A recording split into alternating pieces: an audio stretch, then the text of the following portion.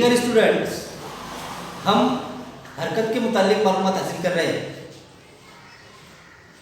हम देख चुके हैं एहतिजाजी हरकत मुकर्ररा वक्फे से बार बार यकसा तौर पे होने वाली हरकत को एहतिजाजी हरकत कहते हैं।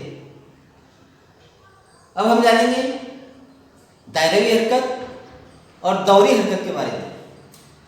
ये तस्वीर आपको दिखाई दे रही है, ये पंखा है।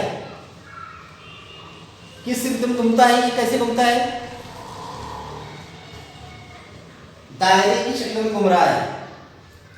तो जो हरकत दायरे की शक्ल में होती है उसे दायरवी हरकत कहते हैं। स्टूडेंट्स, इसकी मिसालें हम और भी दे सकते हैं।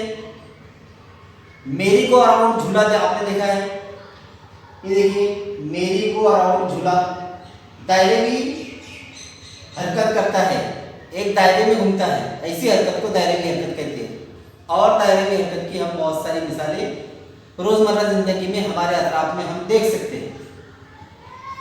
दौरी हरकत मुसलसल होने वाली हरकत और मुकर्ररा वक्फे से होने वाली हरकत को दौरी हरकत कहते हैं।